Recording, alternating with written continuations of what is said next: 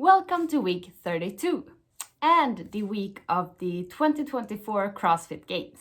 This year's games was unlike anything we've ever seen before, and unfortunately not in a good way. Something that shouldn't be possible to happen happened, and we lost Europe's best athlete on the male side in a tragic accident during event 1. Lazar Djukic drowned during the swimrun event. One can criticize CrossFit infinitely for allowing this to happen and how they handle the situation, but that's a whole other video.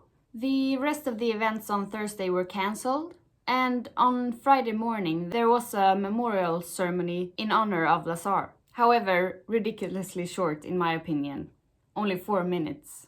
And then the competition continued, with team event 1 starting only 50 minutes after the tribute. To be honest, it hasn't been as enjoyable watching this year, probably due to all the mixed emotions. And I don't really know what the winners feel like, especially on the individual side, where some of the top names are missing. There were plenty of withdrawals during the weekend, not least the defending champions Laura Horvath and Jeffrey Adler, but also including athletes like Emma Tall, Jacqueline Dahlström, Guy Malheiros, Ariel Lowen, Danny Spiegel, Karin Freova, Elisa Fuliano, Moritz Fiebig, and of course Lazar's brother Luka Djukic. On the team side, Team Walleye Orca and C23 from the program did not start the competition. Feel free to share your thoughts in the comment section below. But in this video, I will share 10 highlights from the weekend, in chronological order.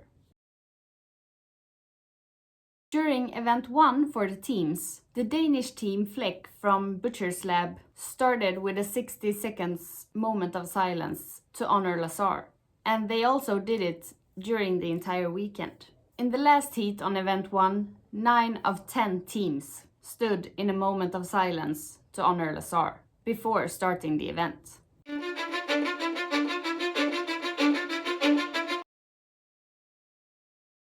Pat Vellner doing Pat Vellner things. He started the weekend by placing 33rd on event 1, but then he followed up by an event win on event 2, the midline climb, which included 100 deadlifts, 100 GHD sit-ups, 100 calories ski erg, and 15 rope climbs. Classic Pat Vellner start.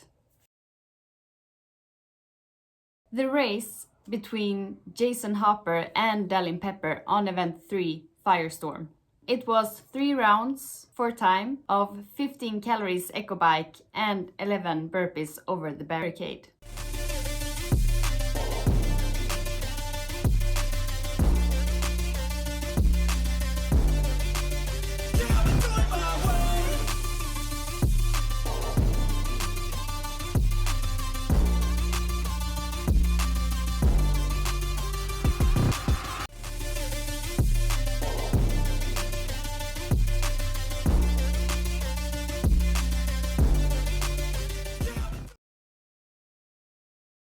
There are twisted thoughts on Ricky Gerard after he tested positive for performance-enhancing drugs in 2017.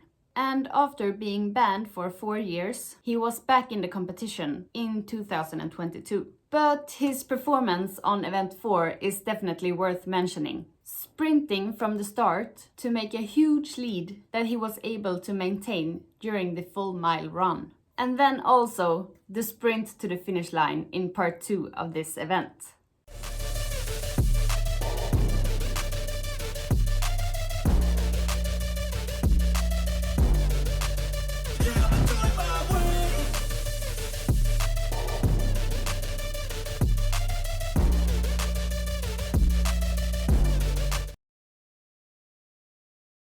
The clean ladder was of course a highlight of the weekend.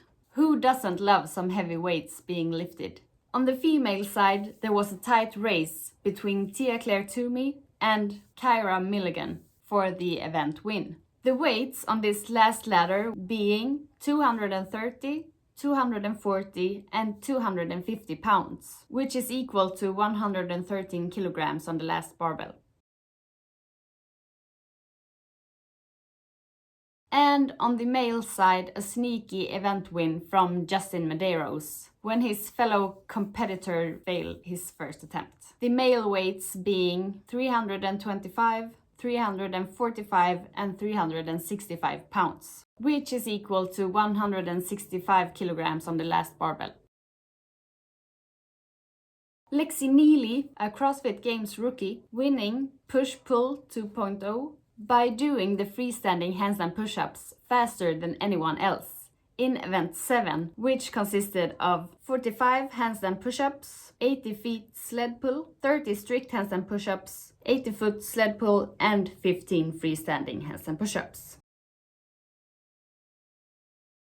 Definitely worth mentioning that Carl Saunders and her super team Raw Iron placing on top of the podium in the teams division. First time ever a team from Australia is on the podium, and Cara has definitely earned this win after competing 13 years in the CrossFit Games.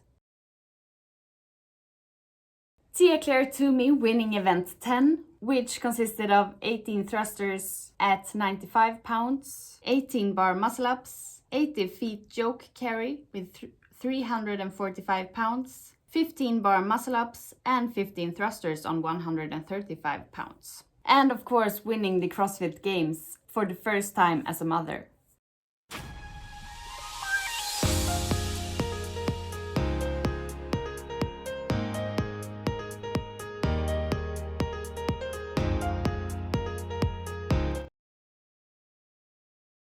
And lastly, Brent Fikowski being in the lead before event 9 and 10, and with the potential of being the oldest ever to win the CrossFit Games. Unfortunately, he placed 11th and 20th on these two events and placed 3rd overall, with the youngsters James Sprague on the top of the podium and Dallin Pepper in 2nd. That was it for this week's video. Remember that consistency is key to all worthwhile things in life, not least when it comes to training. See you next week.